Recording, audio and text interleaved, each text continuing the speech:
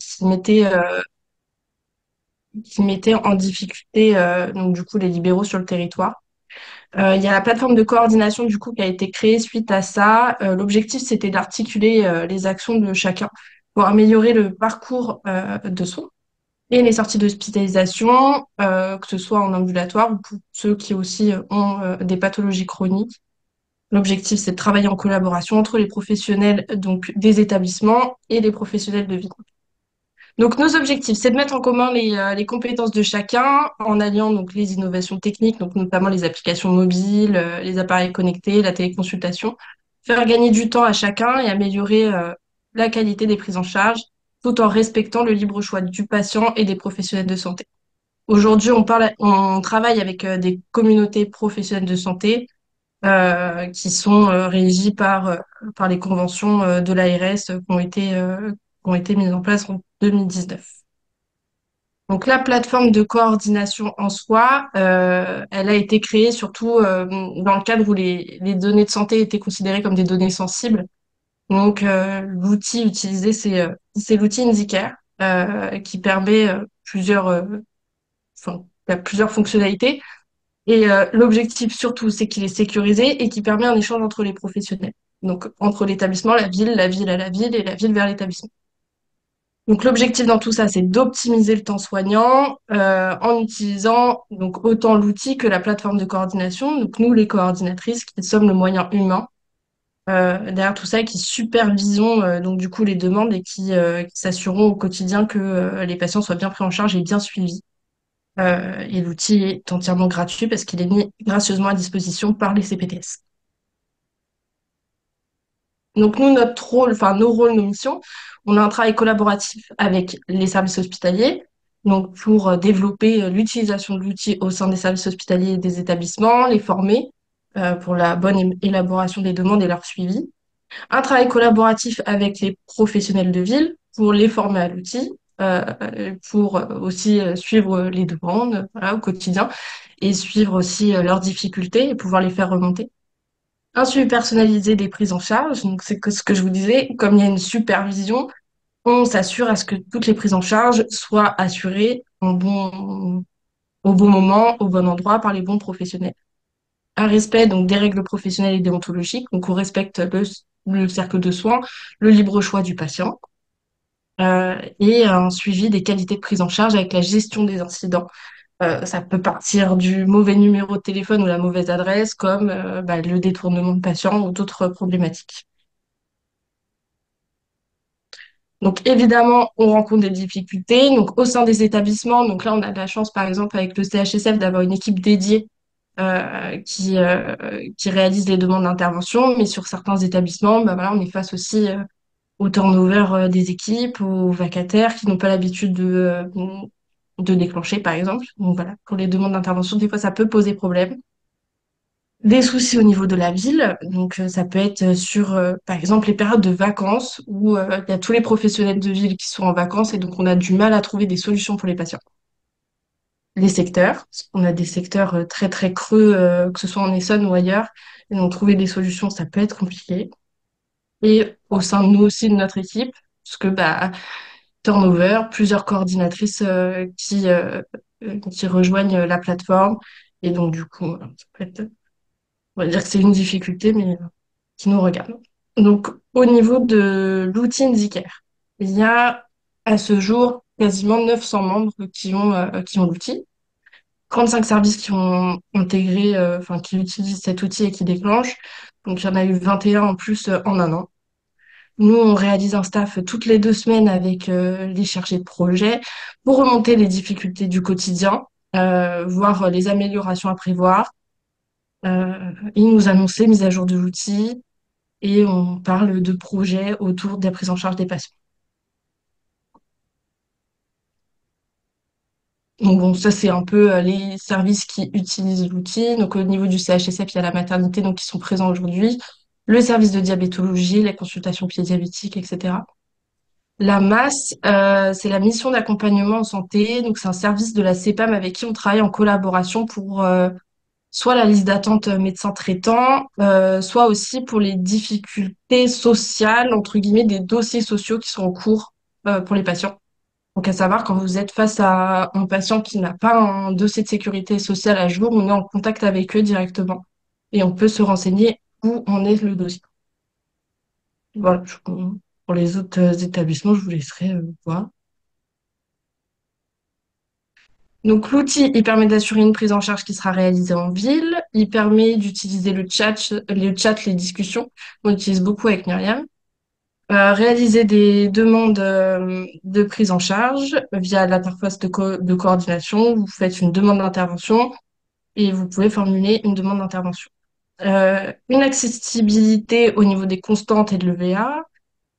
Ajouter des tags particuliers. Donc, les tags, c'est un peu des étiquettes qui permettent, on va voir juste après. Ajouter des documents, donc des ordonnances, des photos, des résultats d'examen, enfin voilà, tout ce qui peut concerner le patient. Appliquer des protocoles de coopération et s'ajouter dans le cercle de soins du patient. Donc voilà, une fiche patient, ça s'oriente un petit peu comme ça. Donc les tags, c'est ce que je vous disais, c'est les petites étiquettes colorées qui permettent un peu de visualiser le patient enfin, voilà, ça peut être sur, par exemple, là, il y a la C2S, donc c'est sur sa sécurité sociale et sur ses antécédents ou les choses qui un peu le définissent. Dans le cercle de soins, donc du coup, là, bah, c'est moi. Et c'est, par exemple, je suis l'infirmière du patient. Je serai la seule déclenchée quand il y a une demande d'intervention concernant le patient. Il n'y a que moi qui vais la recevoir. Vous avez des informations du patient et sur votre droite, toutes les actions qui peuvent être réalisées sur la fiche. Donc, les discussions que je vous disais avec les autres professionnels, des notes, des transmissions et des ajouts de documents. Et juste en dessous, vous pouvez donc du coup réaliser d'autres demandes d'intervention.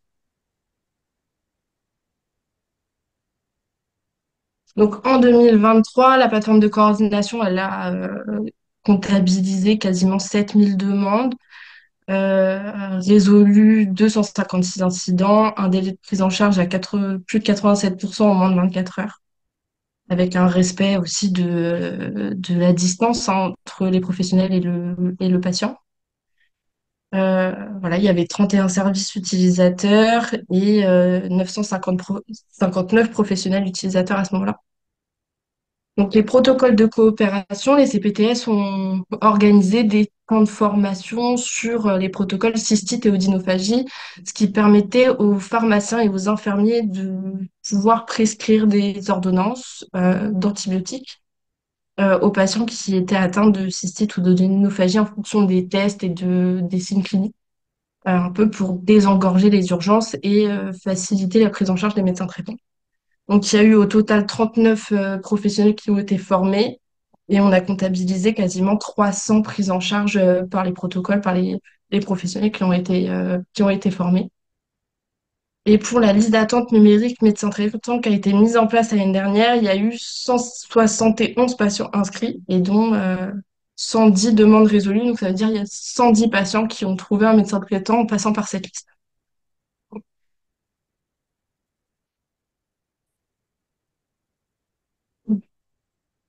Je vais laisser le CHSF s'exprimer du coup maintenant. Ah, on est ravis, merci. Euh, Je vous en prie.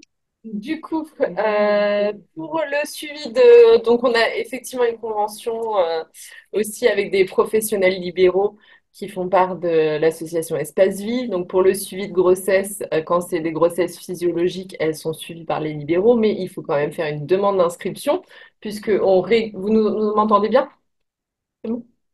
Euh, on régule nos inscriptions pour pouvoir prendre en charge le plus correctement possible les patientes parce que comme tous les établissements un petit peu du territoire, faute de professionnels médicaux et paramédicaux, on a dû réduire nos nombres de lits d'hospitalisation. Donc, on a vraiment une cellule d'inscription. Donc, les dossiers sont traités, sont passés en commission par le chef de service toutes les semaines. Et après, il y a un retour par courrier à la patiente. Donc, il fallait bien qu'elle ait mis son adresse sur sa boîte aux lettres. Voilà. On organise aussi pour que les dossiers soient disponibles pour les libéraux pour remplir. Comme ça, les patients, quand elles arrivent, le dossier est rempli par les libéraux, ce qu'on appelle le dossier jaune d'IBOC.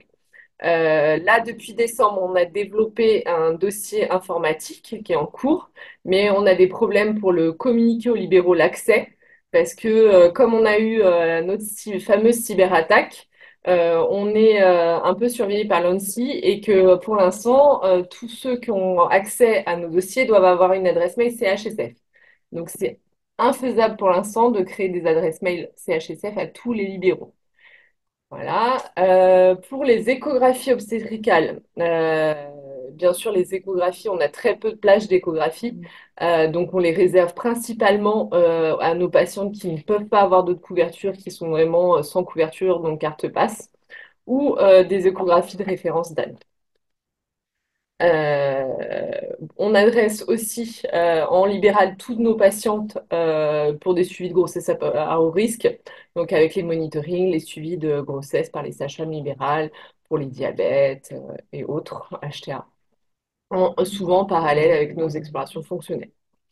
On ne fait pas du tout de questionnaire de préparation à la parentalité enfin, on en fait au sein du CHSF, excusez-moi. Je peux te rappeler, je suis en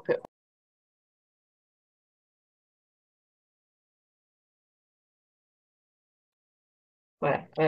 Mais qui est assuré par une sage-femme libérale, pas par le personnel du CHSF. Donc, on oriente aussi nos patientes à faire avec leur suivi libéral, leur préparation à la parentalité, ainsi que leur questionnaire de PP, puisqu'on les voit que tardivement, en moyenne, vers 32 semaines. Et on déclenche pour toutes nos patientes, effectivement, un relais à domicile pour la sortie de maternité, donc avec plus sage-femme, plus ou moins infirmière selon césarienne, pour assurer le relais à domicile, qui permet qu'elle reste moins longtemps à l'hôpital, mais avec un encadrement pour la sortie et une continuité des soins pour l'accompagnement de l'allaitement, par exemple. Du coup, on remet aussi aux libéraux tout ce qui est suivi gynécologique de prévention, la rééducation de périnée, le suivi gynécologique avec la contraception et la prévention. Alors, souvent, la plupart des sujets qu'on traite où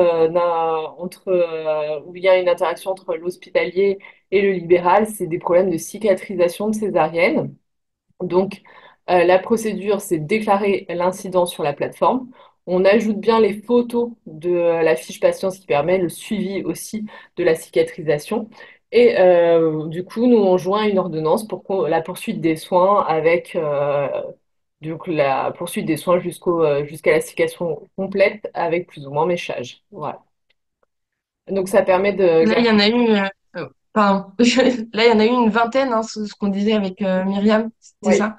Mm. ouais, ouais. Alors c'est souvent par vague. On voit C'est que ça. des fois, la même libérale, on a quatre cinq d'affilée. Ouais. Après plus rien, voilà. Bon, il y a des choses, c'est vrai que c'est vraiment minime. Enfin, nous qui faisons de l'hospitalier, on trouve minime. Après, on reprend la poursuite. Euh, voilà, ça peut être de la négociation, ça fera peut-être un travail à voir dans les années futures parce qu'on est sur de l'ordonnance systématique avec méchage, dimanche et jours fériés. Il y a peut-être des ordonnances où on n'est peut-être pas sur besoin forcément d'un passage dimanche et jours fériés.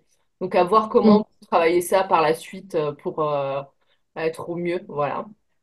Euh, Et j'avais une petite question par rapport à ça. Est-ce que vous avez un recul par rapport aux consultations aux urgences derrière? Est-ce enfin, il y a plus ou moins de passages aux urgences sur des unions de cicatrices par les patientes, par exemple, Non, on n'a pas de avec recul ce parce qu'on système-là? n'a pas de traçabilité vraiment identifiée je peux pas vous donner un nombre comme ça de passages aux urgences, donc on n'a pas de recul et d'évolution. Euh, Mhm. Après, non, on a quand même des reprises, on a quand même des passages aux urgences. Mais on va dire que pour le confort, ne serait-ce que même si on aurait, on va dire dans le monde, pas de diminution du nombre de passages, pour le confort de la dame, ça lui évite d'attendre plusieurs heures au niveau des urgences pour être vue, alors qu'on peut effectivement avoir le même résultat parce que souvent ça va être une poursuite des soins. Voilà. Donc pour le confort de la patiente, de toute façon, c'est déjà un gros plus. En plus, ouais. Voilà. Donc, l'outil numérique nous permet effectivement de renseigner au mieux les bons tags, ce qu'on a besoin, les soins demandés, de créer des discussions sécurisées avec les différents professionnels. Alors, avec parfois quelques bugs parce qu'on a comme un outil informatique un petit peu obsolète, donc il faut être sur un certain navigateur pour pouvoir, donc des fois c'est un peu compliqué. Et ça permet effectivement que les libéraux qui sont au cercle de soins de la patiente soient informés et les comptes rendus, les ordonnances et soient déclenchés sans détournement de patientèle. Il y a un gros travail avec les coordinatrices qui permettent de faire le lien aussi quand ça nous arrive de temps en temps d'avoir des choses pas cohérentes sur des dossiers ou des prises en charge. Et ça nous permet de faire un lien avec les libéraux pour comprendre un petit peu ce qui s'est passé. Et souvent, en fait, c'est qu'il nous manque des informations. Et du coup, ça nous permet de rétablir un petit peu les suivis et de voir un petit peu comment sont les choses. Euh, Ça permet aussi que quand effectivement bah, elles ont un gros travail, et, quand il y a des périodes, comme elle disait tout à l'heure, de congés annuels où il y a peu de libéraux, elles font un gros travail de déclenchement pour qu'on ne soit pas justement sans aucune prise en charge.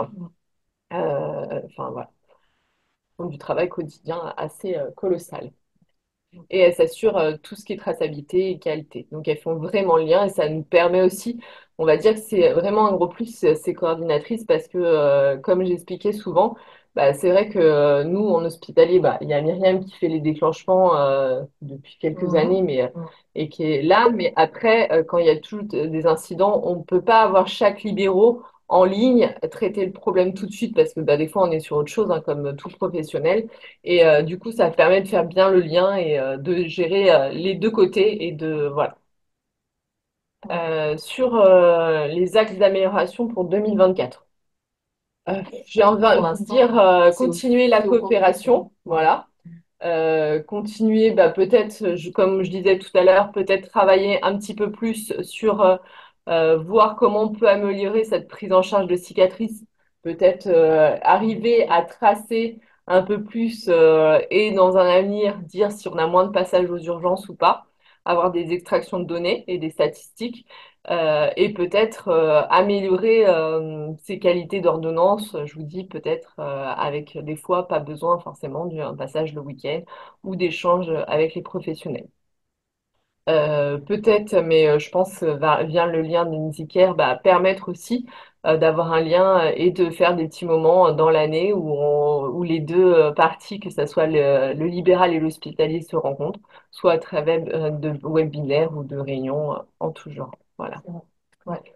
Euh, et je crois que et l'axe d'amélioration pour 2024, bah, j'espère vraiment qu'on arrivera à ouvrir notre dossier informatique aux libéraux de manière à ce qu'ils puissent directement rentrer les informations et avoir tout le suivi. Et ce qui leur permettrait aussi d'avoir bah, du coup le séjour en hospitalier et les comptes rendus en temps réel de sortie des patientes. Voilà. Donc ça, ce serait déjà un gros point pour 2024. Voilà. Voilà, Merci beaucoup. de rien. Donc les projets en 2024, donc bien sûr les projets que Madame Laverne vient de citer, avec grand plaisir. Les objectifs, en tout cas pour la plateforme de coordination en elle-même et pour l'association, c'est toujours de faire gagner du temps aux professionnels, autant pour les établissements que pour les libéraux. Développer le projet patient signalé, que je vais vous expliquer juste après. Optimiser la prise en charge des patients en lien de communication concret avec la ville et l'hôpital, parce que la plateforme de coordination permet aussi ça, de communiquer et tout en vous faisant gagner du temps, hein, comme disait Madame Laverne. À l'hôpital, c'est pas possible d'être avec tous les libéraux au téléphone. Et pareil pour les libéraux, c'est pas possible d'être avec tous les établissements au téléphone. Développer le parcours interprofessionnel et la digitalisation de tous les protocoles sur le territoire. Donc, vos protocoles à vous, les différents protocoles des services et mutualiser les deux. Pérenniser et développer l'utilisation de la plateforme de coordination au sein des établissements. Une mise à jour constante de la liste d'attente numérique de médecins traitants. Donc, l'objectif, c'est qu'il y ait de moins en moins de patients qui soient en attente de médecins traitants, surtout les patients en ALD. On n'a pas de solution miracle et on ne trouve pas de médecin s'il n'y en a pas, mais au moins de pouvoir recenser tous les patients qui sont en attente sur le secteur et mettre en place une newsletter sur la plateforme de coordination avec des données qui peuvent être parlantes. Donc le projet patient signalé, donc c'est quelque chose qu'on est en train de développer au sein de l'association et au sein de la plateforme. L'objectif, ce serait que les professionnels, au lieu que ce soit l'établissement seulement qui déclenche en fait les demandes d'intervention, l'objectif, ce serait que les libéraux signalent à la plateforme de coordination que leur patient va être hospitalisé et que la plateforme de coordination, du coup, enfin, gère le retour à domicile en sollicitant les professionnels du cercle de soins, en les tenant au courant et mobiliser aussi les professionnels dont ils auraient besoin, dont ils n'ont pas forcément dans leur cercle de soins pour organiser la sortie. L'objectif dans tout ça, c'est de réduire le temps d'hospitalisation, vu qu'il y a cette espèce de flux tendu à l'hôpital de lit à lit. Donc, c'est réduire donc la durée d'hospitalisation, réduire le recours aux urgences par manque de suivi. Donc voilà, donc on vous invite évidemment chaque professionnel libéraux qui veut participer à ce projet-là, de nous contacter, nous faire part de voilà votre envie, sachant que l'objectif c'est pas de vous faire perdre du temps, au contraire, c'est de vous en faire gagner. Il y aura une réunion de présentation, je pense au mois d'avril, afin de mettre en place ce projet-là et après il suffira de nous appeler, de nous communiquer quand votre patient va être hospitalisé. Est-ce qu'il y a des questions? Pour excuse-moi, en ce qui concerne le cercle de soins, c'est toujours après avoir créé la fiche que du coup les libéraux sont pris en compte, tu sais, quand on déclenche? Ou est-ce qu'on peut le mettre à n'importe quel moment dans le cercle de soins? Le cercle de soins peut être renseigné n'importe quand. Ouais. C'est-à-dire que même un libéral qui accepte la demande peut s'intégrer dans le cercle de soins du patient qui va le prendre en charge. Ouais. Donc ça peut être d'emblée à la création de la fiche comme après. Après, ça sera quand même vu par le libéral, enfin la personne concernée. Oui. Ouais, ça sera parce qu'avant, c'était. Mais si par exemple, quand vous créez la fiche patient, vous renseignez pas le cercle de soins et que vous créez la demande, elle Ouais. sera étendue à tout le monde Ok, et pas que au cercle de soins. ok. Et si je D'où rajoute, l'avantage. du coup, ça donne quoi? Ça donne que si ce professionnel a déjà accepté la demande, par exemple, il sera mentionné dans le cercle de soins de manière normale. S'il y a une nouvelle demande après qui apparaît pour sa profession et pour ses soins, ce sera seulement lui qui sera déclaré, enfin, qui sera déclenché. Ok, ok. Ouais, donc c'est mieux de le créer, de le mettre lors de la création de la C'est fiche. mieux de le mettre d'emblée avant de faire la demande, dans le sens où sinon, en fait, l'histoire du cercle de soins, pour éclaircir un petit peu tout le monde, c'est renseigner donc du coup l'équipe habituelle du patient avant de faire un déclenchement, afin que le déclenchement soit réalisé que pour ce professionnel-là. Ok, ça marche. Si c'est fait de manière inverse, le déclenchement sera fait pour tous les professionnels. Et lui, il sera juste averti qu'il a été ajouté à un cercle de soins, mais la notification sera pas forcément claire pour lui. Et ça sera peut-être trop tard, quelqu'un d'autre aura C'est validé. ça. Et quelqu'un d'autre aura accepté sans le vouloir, ça fera un détournement finalement. Tout à fait. Ok, voilà, c'était pour être sûr. D'accord. Et Jean-Marie, j'essaie de poser ma question. Mm. Le déclenchement pour une hospitalisation d'un de nos patients pourra être fait pour quelque motif chirurgical que ce soit. Alors, un déclenchement pour une hospitalisation, c'est un Ah, peu particulier parce que il n'y a pas de déclenchement pour hospitalisation. Il y a déclenchement pour... Je sais pas ce que vous entendez là-dessus. Est-ce que ce serait un déclenchement pour faire hospitaliser votre patient, par exemple? non, je sais que mon patient sera hospitalisé parce que c'est Ok. une programmation par un chirurgien ou autre médecin. Mhm. Je signale son hospitalisation. Et est-ce que le champ pour la déclaration, ce serait n'importe quelle chirurgie ou n'importe quel motif médical? Du coup, si vous êtes au courant que votre patient va être hospitalisé et que votre but c'est de suivre son hospitalisation et suivre sa sortie surtout, Ouais. ce sera de communiquer auprès donc de nous, des coordinatrices de la plateforme de coordination. Donc vous pouvez créer une demande, créer la fiche patient vous mettre dans le cercle de soins, créer une demande qui s'appelle avis coordinateur. Et en D'accord, faisant avis coordinateur, moi, je recevrai la notification comme quoi j'ai une demande qui m'est adressée. d'accord. Et du coup, je verrai directement, vous, dans vos commentaires, mon patient va être hospitalisé à tel endroit, dans tel service, pour telle Mhm. raison, de telle date à telle date normalement. Et je rentrerai en contact avec le service pour organiser sa sortie et vous avertir au bon moment. D'accord. Ok, très bien. Voilà, Merci. je vous en prie. Écoutez, je vous remercie du coup de votre participation et de votre écoute. Bon, merci.